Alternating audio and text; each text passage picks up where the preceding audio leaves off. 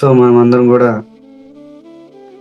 గత కొన్ని రోజుల నుంచి భగవద్గీతలో శ్రీకృష్ణ భగవానుడి యొక్క పేర్లు ఉద్దేశం ఏమిటి అనేది మనం అందరం శ్రవణం చేస్తున్నాము.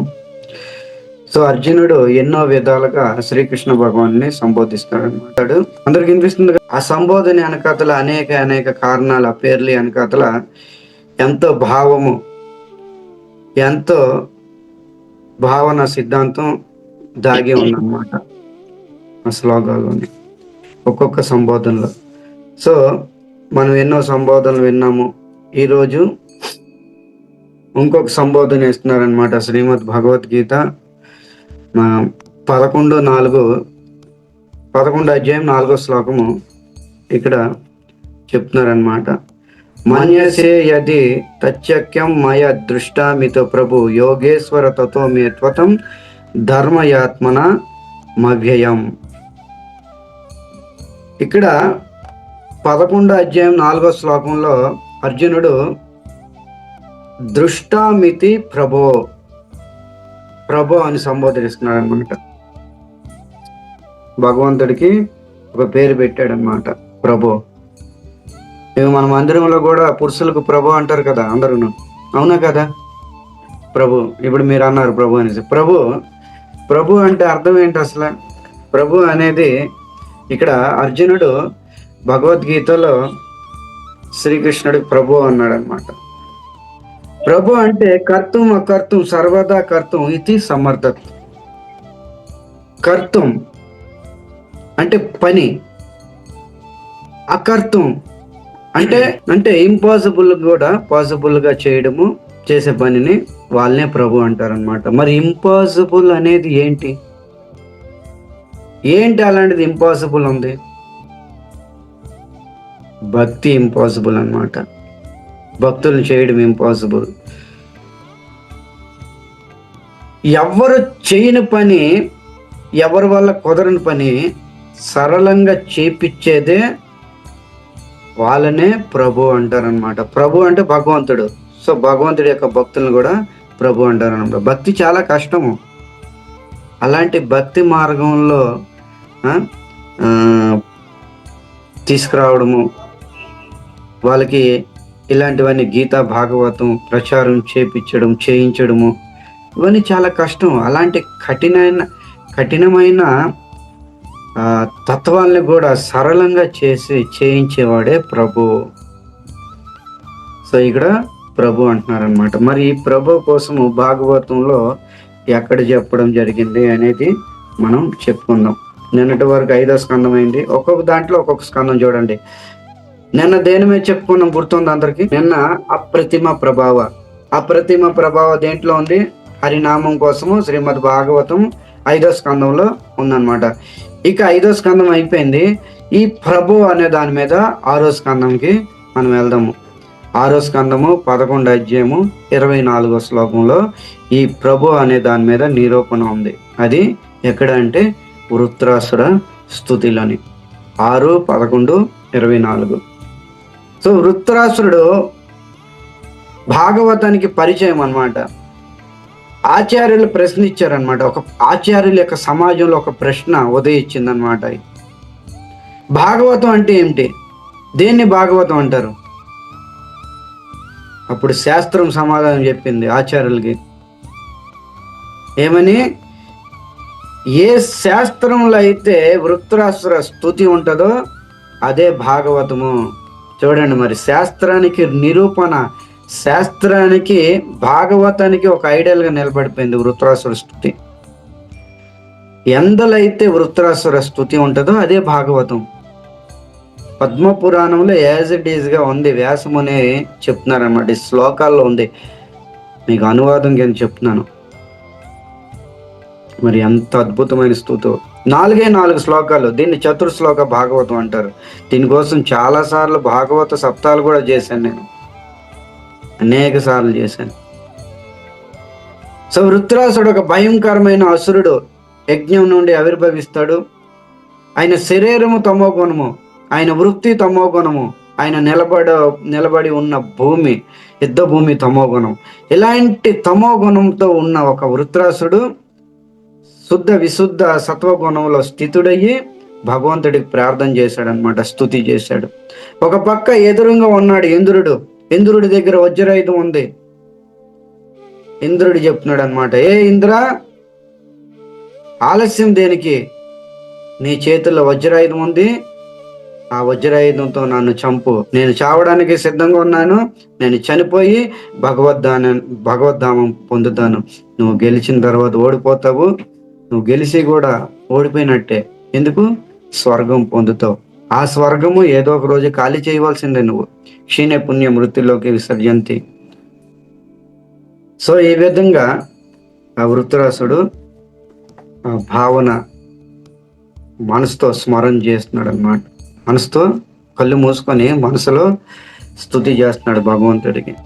సో ఈ విధంగా ప్రభు దాని మీద మనం చెప్పుకుంటున్నాం అనమాట. ప్రభు ఇక్కడ స్తుతి ఈ విధంగా ఉందన్నమాట. అహం హరే తవ పాదే కమూలం దాసానుదాసో భవితాస్మి భూయ మానస్మరేత సుపతే గుణాస్తే గృణీత్వా కర్మ కరోతు కాయ అహం హరే తవ పాదేకమూలం దాసానుదాసో భవితాస్మి భూయ. ఇక్కడ మీకు చూడొచ్చు, హరే అంటే ప్రభు అన్నమాట. ఈ భాగవతం 6:11-24 శ్లోకంలో ఈ ప్రభు అనే సంబోధన ఉందన్నమాట. ఏ ప్రభు, అహం అరే తవ పాదేక మూలం, మీ పాదాలకి మాత్రం నేను దాసుడిని అవ్వాలనుకుంటున్నాను. తర్వాత ఏం చెప్తున్నారు? మీ పాద పద్మాలకి ఎవరైతే దాసుడు అవుతారో శుద్ధ విశుద్ధ భక్తులకి నేను దాసాన్ని అవ్వాలనుకుంటున్నాను. తవ పాదేక మూలం దాసాన దాసో, మీ శుద్ధ భక్తుల యొక్క దాసుడిని అవ్వాలనుకుంటున్నాను. ఇలాంటి వరము నాకు ఇవ్వండి, ఇలాంటి నాకు అనుగ్రహించండి. తర్వాత ఏం చెప్తున్నారు? మానా స్మరేత అసుపతే గ్రినేస్తువ, నా వాణి ఎప్పుడు, నా మనసు ఎప్పుడు కూడా మిమ్మల్ని స్మరణ చేయాలి. మానా స్మరేత, నా మనసు ఎల్లప్పుడు కూడా మీ స్మరణ చేయాలి. ఏ అసుపతే, ఏ ప్రాణనాథ, నా మనసు ఎల్లప్పుడు కూడా నీ స్మరణ చెయ్యాలి. అంతేకాదు గ్రినీత్ వాక్కు, నా వాక్కు ఏదైతే ఉంది కదా, నా నోరు ఎల్లప్పుడు కూడా వాక్కు మీ గుణగణాన్ని కీర్తించాలి. తర్వాత కరోతు కాయ, ఈ కాయ శరీరం ఉంది కదా, ఈ శరీరము భగవంతుడు నీ సేవ చేయాలి. ఈ శరీరంతో మీ సేవ చేసేటట్టుగా నాకు అనుగ్రహించు హే ప్రభు. ఇది మానవ జన్మ దొరికిన తర్వాత ఇలాంటి ప్రార్థన చేయాలి.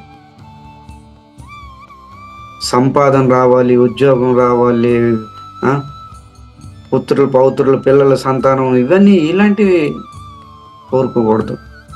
మనకు మానవ జన్మ వచ్చిందా, మానవ జన్మ దొరికినందుకు, మనిషిగా పుట్టినందుకు ఇలాంటి భగవంతుడికి స్తుతి చేయాలి, ప్రార్థన చేయాలి. మనసు ఎల్లప్పుడు కూడా భగవత్ చింతనలో ఉండాలన్నమాట, ఎప్పుడు కూడాను. ఇదే నిజమైన భక్తి. మీరు గుర్తుంచుకోండి, 16 మాలలు చేసినంత భక్తి కాదు అది, భక్తియే. కానీ మీరు 16 మాలలో మనసు భగవంతుడి మీదకి వెళ్ళలేదా, కేవలం తిప్పుతున్నారు అంతే రౌండ్. చేతులు అరిగిపోతాయి, మాలలు పెరిగిపోతాయి. మీ మనసు భగవంతుడి దగ్గరికి వెళ్ళలేదా, శ్రమ ఏవహి కేవలం ఓక దంపుడే, నరకం నుంచి బయటపడతారు కానీ భగవత్ ప్రేమ పొందరు ఎప్పుడు కూడాను. మీరు శ్రవణం చేస్తున్నారు అనేక క్లాసులు, అనేక సంవత్సరాల నుండి భాగవతం శ్రవణం చేస్తున్నారు, మనసు భగవంతుడి దగ్గరికి వెళ్ళాలి. వెళ్ళలేదా? శ్రమ హేవ కేవలము ఇది ఓకదంపుడే. సో ప్రతి ఒక్క భక్తిలో నవవిధ భక్తి మార్గాలు ఉన్నవి. ఏ భక్తి చేసినా మనసు ఆటోమేటిక్గా భగవంతుడి చెంతనలోకి వెళ్ళిపోవాలి. మీరు ఏ సేవ చేయండి, శ్రవణం సేవ చేయండి, నామస్మరణ సేవ చేయండి, పౌల సేవ చేయండి, కుకింగ్ సర్వీస్ చేయండి, మీరు ఉద్యోగం చేయండి, ఏది చేసినా భగవంతుడి మీదకి వెళ్ళిపోవాలి. మనసు భగవంతుడి దగ్గరికి వెళ్ళిపోవాలి. ఇది నిజమైన భక్తి. అలా వెళ్తేనే ఈ శరీరం విడిచిపెట్టిన తర్వాత దేహధారి జీవుడు భగవద్ధామం చేరుకుంటాడు. మనసు వెళ్ళలేదా జీవితం ఫెయిల్ అయిపోయినట్టే. అంతే నారాయణ స్మృతి. జన్మ యొక్క లాభము ఏంటి? అంతే నారాయణ స్మృతి. అంత్యకాలంలో నారాయణ స్మరణ రావాలి నోటి నుంచి. మరి ఎలా వస్తుంది? జీవితాంతరం మనసు భగవంతుడి దగ్గరికి వెళ్తేనే కదా. అందుకని వృత్రాసుడు ఇది కోరుకుంటున్నాడు, సదా ఎల్లప్పుడు ఏ ప్రభు, నా మనసు ఎల్లప్పుడూ నీ పాద పద్మాల యొక్క చింత ఉండాలి, నీ పాద పద్మాల యొక్క చింతన ఉండాలి. ఇదే కోరుకోవాలన్నమాట. నా మనసు ఎల్లప్పుడూ మీ పాద పద్మాల దగ్గర ఉండాలి.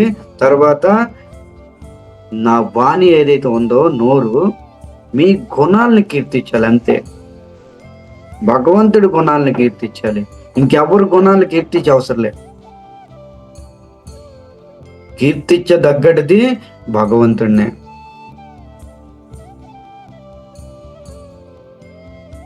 భగవంతుడి యొక్క దివ్య లీలలు,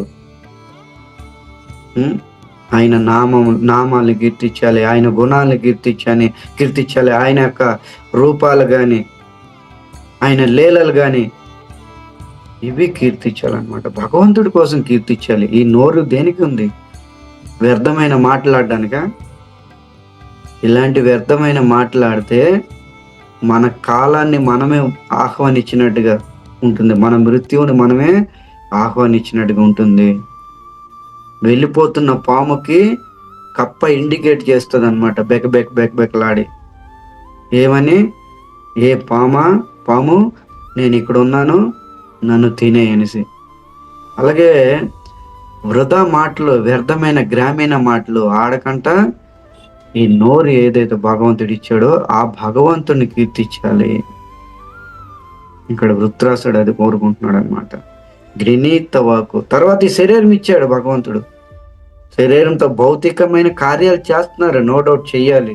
కానీ ఉద్దేశం భగవంతుడు ఈ శరీరంతోనే భగవంతుడికి సేవ చేయాలి.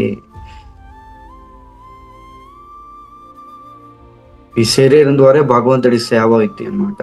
విగ్రహారాధన సేవ, మందిర మార్జన సేవ, ధామవాసన సేవ, ధామాలకు వెళ్ళడము, యాత్రలకు వెళ్ళడము, ఇది శరీరం ద్వారా కదా. ఈ యాత్రలో ధామవాసం చేయడం, మందిర మార్జన చేయడము, ఇవన్నీ శరీరంతోనే అంతర్గతంలోకి వస్తాం అనమాట. గ్రినీత్వాకు కరోతుగాయ. సో ఈ స్తుతికి మెచ్చుకొని భగవంతుడు ప్రసన్నమయ్యి వచ్చాడనమాట. వృత్రాసుడా, నీకేం కావాలి చెప్పు, ఏదో ఒక వరం ఇస్తాను. అప్పుడు వృత్రాసుడు ప్రతి ఒక్క వరం కూడా తిరస్కరిస్తున్నాడు, వద్దనేసి. ననాక పృష్టం, నా చచార మేష్టం, నా సార్వభౌమం, నా రసాధిపద్యం, నా యోగ సిద్ధి, నా పునర్భవ సమవ్యంజ సత్వ విరహయ్య కాంక్షే. నాకు స్వర్గం కూడా వద్దు, బ్రహ్మ పదవి కావాలా, పారమేష్టి బ్రహ్మ పదవి కూడా వద్దు. నా సార్వభౌమము నాకు బ్రహ్మాండాలకి చక్రవర్తి చేసినా నాకు వద్దు. నా రసాధిపత్యం, భూమండలానికి చక్రవర్తి కూడా నేను అవును. తర్వాత నా యోగ సిద్ధులు కావాలా, అష్టయోగ సిద్ధులు, అది కూడా వద్దన్నారు. తర్వాత అపునర్భవ మోక్షం కావాలా, నాకు మోక్షం కూడా వద్దు. సావిద్య, సాలోక్య, సారిష్టి, ఇలాంటివి ఏవైతే ఉన్నావో ధామం, భగవంతుడి నికటాన ఉండడం, భగవంతుడితో సమానమైన ఐశ్వర్యము, భగవంతుడి రూపం, సారూప్య, సాలోక్య, సారిష్టి, విద్య, ఇలాంటివి ఏవైతే ఉన్నావో ఆ మోక్ష పదాలన్నీ కూడా తిరస్కరిస్తున్నాడు వృత్రాసుడు. నాకు అది కూడా వద్దు. మరి ఏం కావాలి? సమంజసత్వ విరహయ్య కాంక్షే. మీ విరహ భావంలో నేను ఏడుస్తున్నాను, విలవిలలాడుతున్నాను. మీ యొక్క విరహ భావంలో, మీ యొక్క విరహ భావంతో నేను ఈరోజు విలవిలలాడుతున్నాను, ఏడుస్తున్నాను స్వామి. ఏ ప్రభు, మీ దర్శనం కావాలి. మరి ఎలా, ఏ విధమైన విరహ భావన? ఏమైనా చూపించగలవా? ఏ విధంగా విరహ భావన నువ్వు పొందుతున్నావో అప్పుడు 3 ఉదాహరణలు ఇస్తున్నాడు అనమాట. ఆజాత పక్ష ఇవ మాతరం ఖగా స్తన్యం యదా వస్తర క్షుదార్ద ప్రియం ప్రియేవ విషితం విసన్న మానోరవిందాక్ష దిద్రీక్షతే త్వం. అజాత పక్ష, అప్పుడే జన్మించిన పక్షి పిల్ల, దానికి రెక్కలు లేవు. పిల్ల పక్షికి విడిచి తల్లి పక్షి దూరంగా వెళ్ళిపోయింది వనానికి. గూటిలో ఉంచి ఆ తల్లి పక్షి దూరంగా వెళ్ళిపోయింది. సాయంత్రం అయిపోయింది, ఇంకా రాలేదు. దేనికి వెళ్ళింది? తను భోజనం తినాలి, ఆ భోజనం తర్వాత పిల్లకు తీసుకురావాలి. ఈ ఉద్దేశం మీద వెళ్ళింది అనమాట.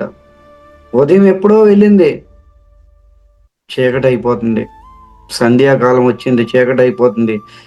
ఈ పిల్ల ఎదురు చూస్తుంది, నా తల్లి ఇంకా రాలేదు, నాకు ఆకలేస్తుంది, భోజనం పెట్టేవాళ్ళు ఎవరు లేరు. సో సేమ్ ఇంకా అదే భావంతోని స్తన్యం యద, ఆవు దూడని విడిచిపెట్టి ఆవు వెళ్ళిపోయింది అనమాట. గోమాత ఆవు వనానికి వెళ్ళింది. ఏ ఉద్దేశం మీద? నేను గడ్డి తింటాను, ఆ గడ్డి తినడంతో స్థానంలో పాలు వస్తాయి, ఆ పాలు నా బిడ్డకు పడతాను, ఈ ఉద్దేశం మీద. ఏ విధంగా అయితే ఒక పిల్ల పక్షి తల్లి కోసం ఎదురు చూస్తుందో, ఏ విధంగా అయితే దూడ ఆవు కోసం ఎదురు చూస్తుందో, తర్వాత ఒక్క ప్రియురాలు ప్రియుడు కోసం ఏ విధంగా అయితే ఎదురు చూస్తుందో, నేను ఆ విధంగా ఎదురు చూస్తున్నాను. విదేశాలకి వెళ్ళిపోతాడు ప్రియుడు, అనేక సంవత్సరాలు అయిపోతుంది, రాలేదు. ఇక్కడ ప్రియురాలు ఎదురు చూస్తూ ఉంటుంది అనమాట. అరే, నా భర్త ఎప్పుడు వస్తాడు, ఎప్పుడు నాకు సుఖాన్ని ఇస్తాడు, తాను ఎప్పుడు సుఖంగా ఉంటాడు, నేను ఎప్పుడు సుఖాన్ని ఇస్తాను ఆయనకి. ఈ విధంగా విరహ భావంతో నేను ఎదురు చూస్తున్నాను. మనోరవిందాక్ష దిద్రిక్షతే త్వం. నేను మీకు చూడాలనుకుంటున్నాను, నేను మిమ్మల్ని చూడాలనుకుంటున్నాను, దయచేసి దర్శనం ఇవ్వండి. హే ప్రభు, నాకు ఇంకేమీ వద్దు. ఒకవేళ ఇవ్వాలనుకుంటే 2 వరాలు ఇవ్వండి. ఏంటిది? తర్వాత చెప్తున్నాను. మా ఉత్తమ శ్లోకే జనేసు సఖ్యం. మీ యొక్క భక్తులు, ఉత్తమ శ్లోకం అంటే కృష్ణుడు అనమాట. కృష్ణుడికి ఉత్తమ శ్లోకం ఒక పేరు. మీ ఉత్తమ శ్లోకే జనేసు సఖ్యం. మీ యొక్క శుద్ధ భక్తుల సాంగత్యము నాకు అవ్వాలి. మీ యొక్క శుద్ధ భక్తుల సాంగత్యంలో నాకు జత కలపండి. చూడండి, ఇది కోరిక అంటే. ఎందుకు? శుద్ధ భక్తులతో సాంగత్యం కలిస్తే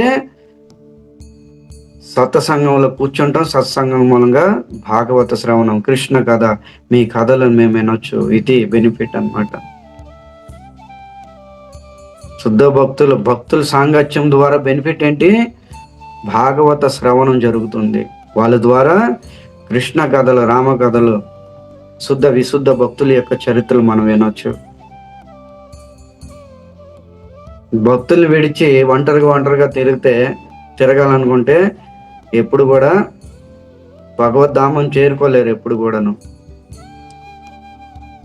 సో ఇక్కడ అదే చెప్తున్నా, మా ముత్తమ శ్లోకే జనేసు సాధ్యం, మీ శుద్ధ భక్తుల యొక్క సాంగత్యం నాకు కావాలి. వాళ్ళ ద్వారా శ్రీమద్ భాగవత శ్రవణం జరుగుతుంది. తర్వాత నాకు తెలుసును, నేను ఒక అసుర యోనిలో జన్మ తీసుకున్నాను. నేను చనిపోయి సంసార చక్రే భ్రమతం, ఈ సంసార చక్రంలోని తిరుగుతాను. ఈ సంసార చక్రంలోని తిరుగుతూనే ఉంటాను. సంసార చక్రే భ్రమితం స్వకర్మభి. ఎందుకు స్వకర్మభి? ఈ సంసార చక్రంలో ఎందుకు తిరుగుతాను నేను? స్వకర్మభి, నా కర్మానుసారంగా తిరుగుతాను. అంతేగాని ఏ ప్రభు మీరెవరు? ఈ జన్మ మృత్యువులు మీరెవరు? భగవంతుడు ఎవడు? ఎప్పుడు కూడా జన్మ ఎవడు, మృత్యువు కూడా ఎవడు? మరి ఎవరిస్తారు? స్వకర్మభి. మన కర్మే మనకి జన్మనిస్తుంది, మన కర్మే మనకి మృత్యునిస్తుంది, మన కర్మే మనకి దుఃఖాన్ని ఇస్తుంది. ఇది గుర్తుంచుకోండి ఎప్పుడు కూడా. భగవంతుడికి ఏం పని లేదా? జన్మనివ్వడము మృత్యునివ్వడము, ఈ సుఖ దుఃఖాలు ఇవి స్వకర్మభి. మీ కర్మానుసారంగా, అంటే మన కర్మానుసారంగా జరుగుతాయి ఇవన్నీను. 84 లక్షల జీవరాశులను మనం ప్రయాణం చేస్తున్నామంటే మన కర్మ ఎంతవరకు అయితే ఈ కర్మ నుంచి ముక్తి అవడు జీవుడు, అంతవరకు భగవద్ధామం చేరుకోలేడు.